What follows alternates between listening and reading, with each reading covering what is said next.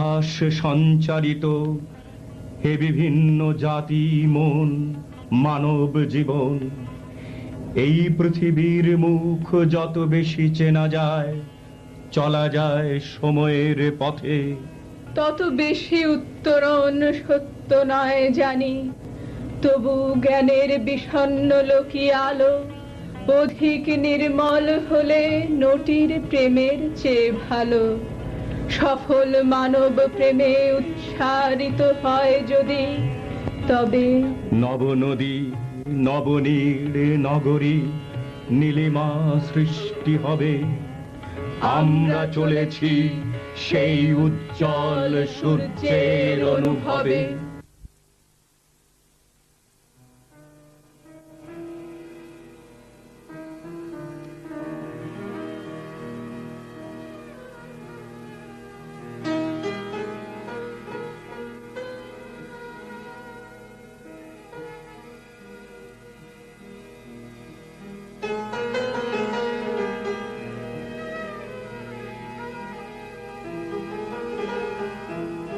পূর্ব ভারতে পশ্চিমবঙ্গের একটি প্রান্তিক জেলা পুরুলিয়া। ছোটনাগপুর মালভূমি অঞ্চলের অনুর্বর জমি, বৃষ্টিপাতও কম, ফলে বছরে একবারের বেশি চাষাবাদ হয় না। কলকারখানাও নেই। অর্থনৈতিকভাবে অনগ্রসর জেলাটি অবশিষ্ট ভারতবর্ষের কাছে নিতান্ত অচেনা, অজানা।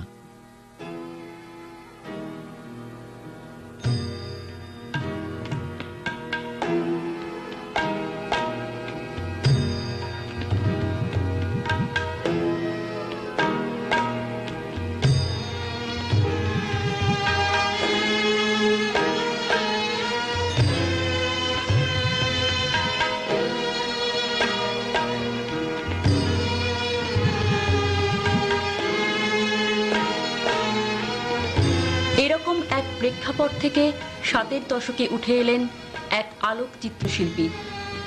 আজ সারা দেশের ফটোগ্রাফি সম্পর্কে ওয়াকিবহাল মহল এক ডাকে তাঁকে চেনেন। নাম সন্তোষ রাজগড়িয়া।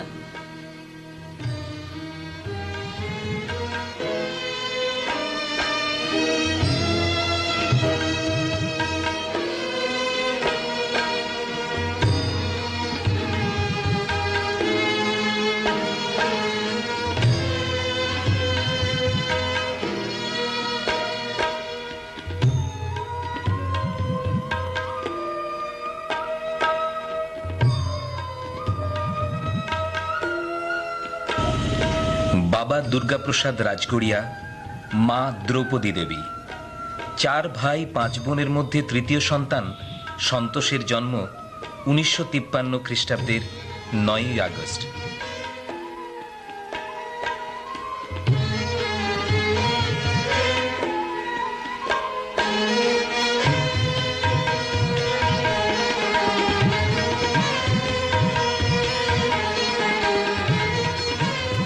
শিক্ষালাভ প্রথমে রাজস্থান বিদ্যাপীঠ, তারপর পুরুলিয়া জগন্নাথ কিশোর কলেজ থেকে কলা বিভাগে স্নাতক।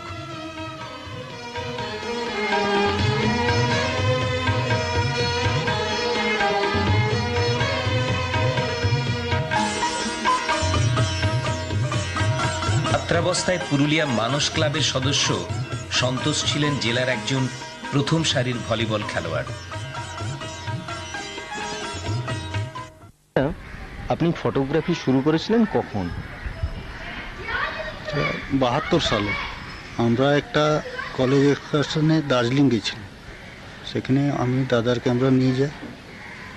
প্রথম আমার ছবি তোলা, 3-4 রোল ছবি তোলার পরে আমার মনে হলো যে আমি যেটা এক্সপ্রেস করতে চাইছি নিজের কথা, সেটা ফটোগ্রাফি মিডিয়ামে করা যায়।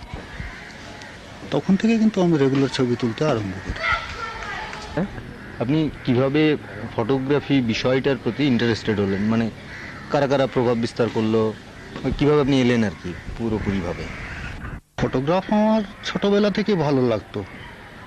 আমার বড় মামা বাঁকুড়াতে, উনি ফটোগ্রাফি করতেন, বাড়িতেই ছবি তুলতেন, কিন্তু ওনার ছবি তোলা দেখে আমিও একটু ইনফ্লুয়েসড হয়েছিল।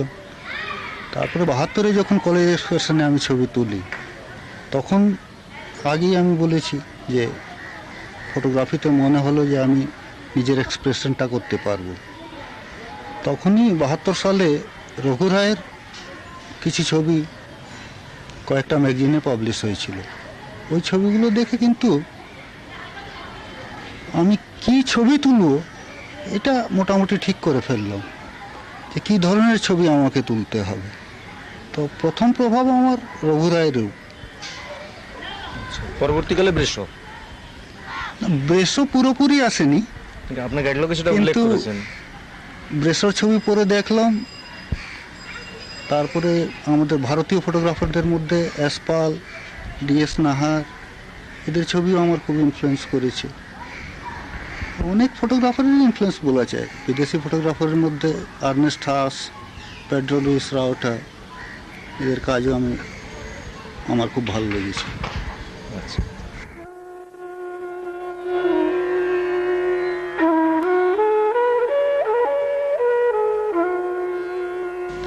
আবিষ্কারের পর থেকেই ফটোগ্রাফি যদিও সমকালীন ইতিহাসের দলিল হিসেবে ব্যবহৃত হয়েছিল, কিন্তু ক্রমে ক্রমে তা পৃথক শিল্প মাধ্যমের দাবি রাখতে শুরু করে। শ্রীযুক্ত রাজকরিয়া প্রথম থেকেই এই শৈল্পিক আলোকচিত্র বা পিক্টোরিয়াল ফটোগ্রাফিতে মনোনিবেশ করেছিলেন।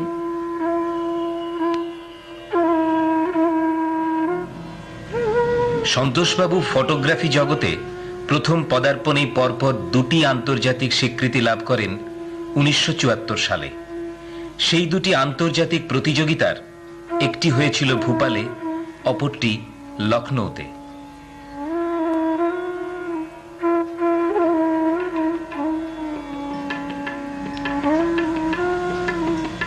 সর্বভারতীয় প্রতিযোগিতায় 1975 সালে পেলেন ফেডারেশন অফ ইন্ডিয়ান ফটোগ্রাফি আয়োজিত প্রতিযোগিতার প্রথম পুরস্কার কোডাক অ্যাওয়ার্ড।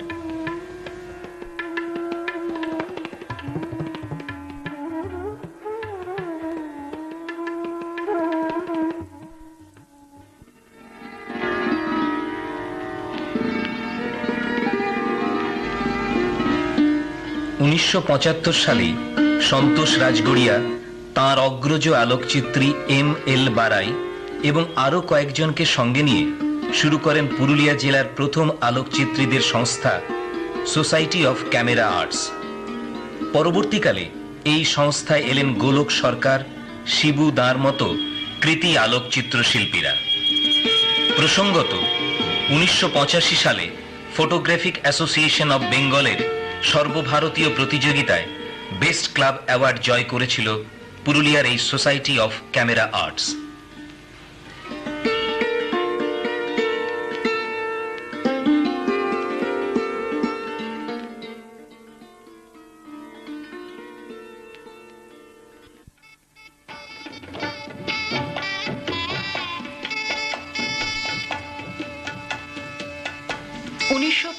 সালেরই 11ই ডিসেম্বর সন্তোষবাবুর ঘরণী হয়ে বাঁকুড়া থেকে এলেন ললিতা দেবী।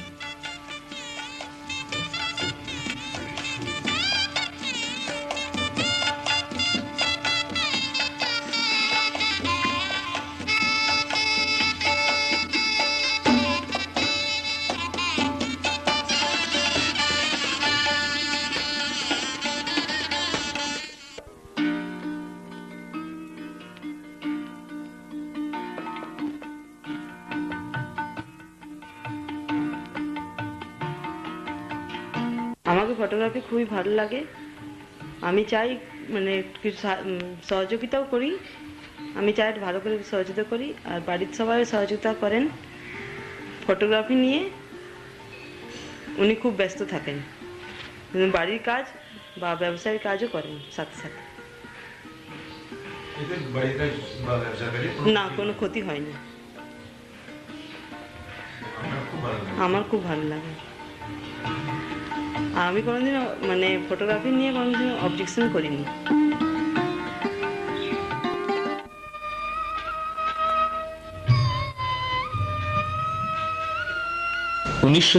সালে সন্তোষবাবু পেলেন অতীব সম্মানজনক ফটোগ্রাফিক অ্যাসোসিয়েশন অব বেঙ্গলের প্রথম পুরস্কার সিলভার মেডেল।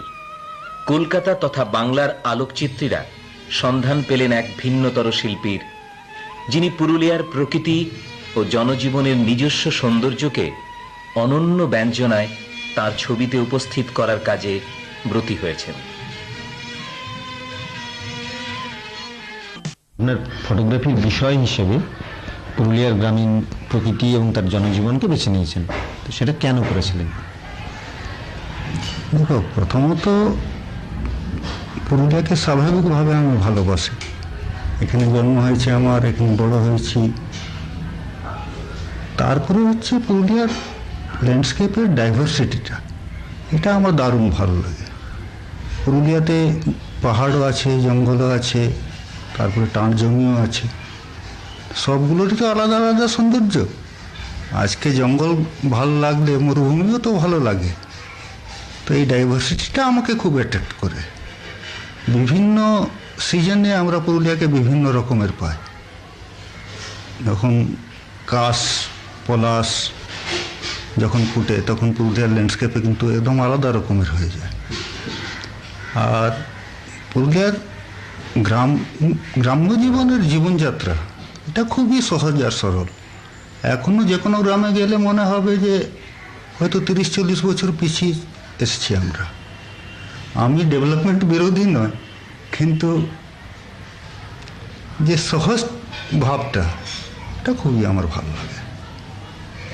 সেই জন্য আপনি এই বিষয়ে কাজ করেন। আচ্ছা, ফটোগ্রাফির মতো একটা বিষয় যেটা অনেকাংশে টেকনোলজি নির্ভর, এবং এই ধরনের কাজের ক্ষেত্রে একটা বড় শহরের থাকার যেসব সুবিধে আছে, কলকাতা থেকে এত দূরে থাকার সে সমস্ত অসুবিধেও আছে। তা আমি জানতে চাইছি, জানেন ফটোগ্রাফির করার ক্ষেত্রে আপনি আজন্মকাল তো পুরুলিয়ায় থেকে গেলেন, তো পুরুলিয়ায় থাকার জন্য আপনার কি কি অসুবিধে হয়েছে? অসুবিধে ফটোগ্রাফিক ম্যাটেরিয়াল নিয়েই হয়। সবসময় যে ম্যাটেরিয়াল আমাদের দরকার সেটা আমরা পাই না হাতের কাছে। ম্যাটেরিয়াল ম্যাক্সিমামই আমাদের কলকাতা থেকে আনাতে হয়। আর আমাদের ভারতবর্ষেও একটু ফটোগ্রাফিক ম্যাটেরিয়ালের অভাব। সবসময় আমরা ফ্রেশ এবং অ্যাডভান্স ম্যাটেরিয়াল পাই না। এখন কিন্তু লিবারালাইজেশনের পরে কিছু ম্যাটেরিয়াল আসতে শুরু করেছে, এখন তেমন অসুবিধে হচ্ছে না। আর এই আজন্মকাল আপনি পুরুলিয়ায় থাকলেন, এর ফলে ফটোগ্রাফির ক্ষেত্রে আপনার কি সুবিধে হলো? সুবিধে এটাই যে আমি যে সাবজেক্টকে তুলতে চাইছি সেটার কাছে রয়েছি, যখন খুশি গিয়ে ছবি তোলা যায়। কর্মভূমি হিসেবে পুরুলিয়া ভালো, হ্যাঁ, কিন্তু হয়তো কলকাতায় থাকলে বাকি এক্সপোজারটা বেশি পাওয়া যেত। 60-এর দশকে একে একে তিনি জয় করলেন ভারতবর্ষের নানা প্রান্তে আয়োজিত বিভিন্ন প্রতিযোগিতার পুরস্কার।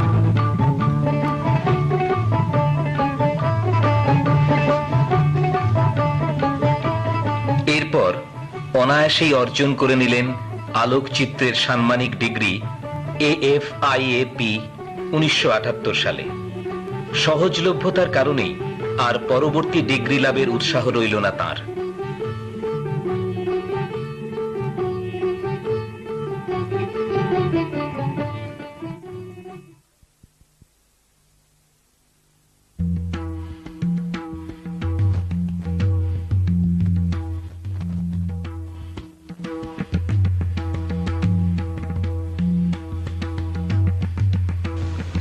আটের দশককে বলা যেতে পারে সন্তোষ রাজগড়িয়ার কেরিয়ারের সুবর্ণ যুগ। গোটা দশক জুড়ে তার অসাধারণ শিল্পকর্মগুলি সর্বভারতীয় ও আন্তর্জাতিক স্তরে প্রশংসিত এবং পুরস্কৃত হল বারবার।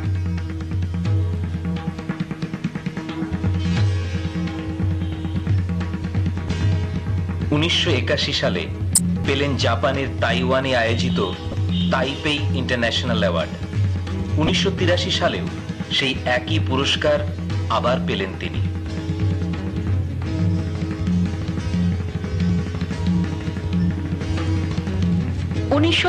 সালে মাদ্রাজে গিয়ে হাতে কলমে শিখে এলেন রঙিন আলোকচিত্র মুদ্রণের কলা কৌশল। আর 84-তে তিনি প্রতিষ্ঠা করলেন পুরুলিয়া জেলার প্রথম colour laboratory, creative colour lab.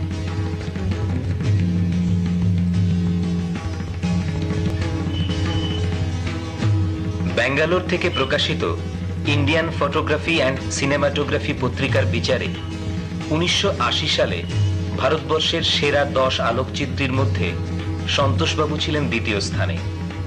পরের বছর ওই একই বিভাগে শ্রেষ্ঠ ভারতীয় আলোকচিত্রীর সম্মান পেলেন তিনি।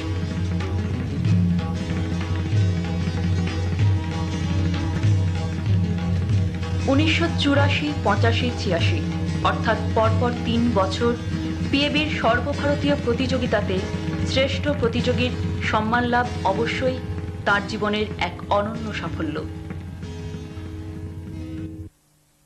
ফটোগ্রাফি নিয়ে একটা মজার ঘটনা বলি।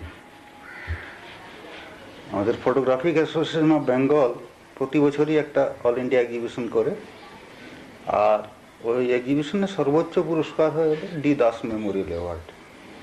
তো পিএবি মেম্বারদের মধ্যে প্রত্যেক বছরই ডি দাস নেবার জন্য একটা কম্পিটিটিভ স্পিরিট থাকেই, প্রত্যেকটা মেম্বারই ডি দাসের জন্য চেষ্টা করে লড়ে।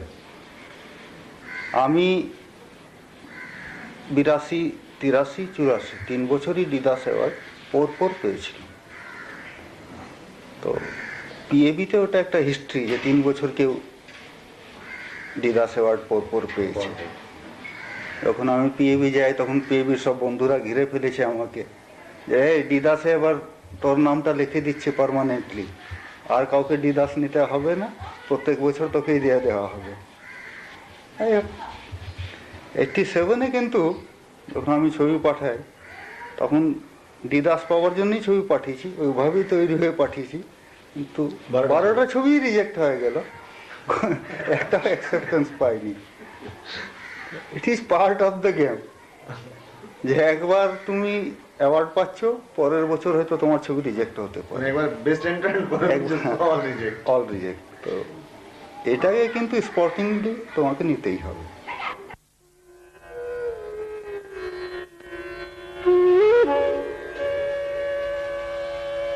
ফটোগ্রাফি প্রতিযোগিতার ক্ষেত্রে সর্বাপেক্ষা সম্মানজনক পুরস্কার হল জাপানের নিকন অ্যাওয়ার্ড। সেই বহু আকাঙ্ক্ষিত নিকন ফটো কন্টেস্ট ইন্টারন্যাশনাল 1984-85 সালে পুরস্কৃত করল পুরুলিয়ার অহংকার সন্তোষবাবুকে। পাড়রা গ্রামে তোলা ছবিটির রঙের বিন্যাস, চিত্রগ্রাহকের দৃষ্টিভঙ্গি এবং সর্বোপরি এর সরলতা আমাদের আবিষ্ট করে তোলে।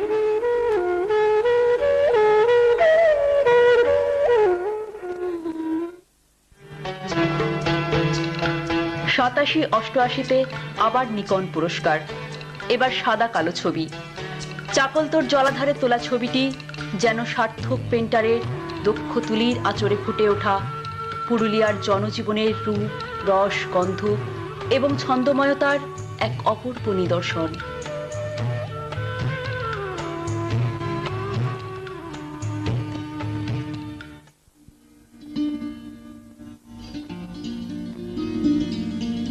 উনিশশো 87 সালে তার একক প্রদর্শনীর আয়োজন করে পিএবি কলকাতা তথ্য কেন্দ্রে। বাংলার প্রথম সারির প্রায় সমস্ত পত্রপত্রিকা তখন পুরুলিয়ার এই মানুষটির প্রশংসায় পঞ্চমুখ।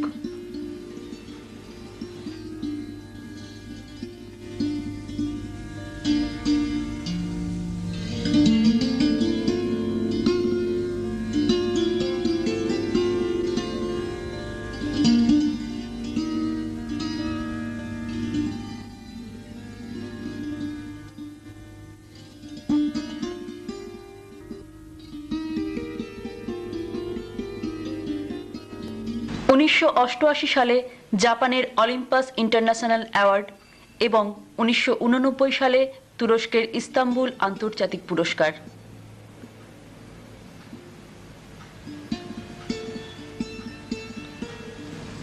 আরও অসংখ্য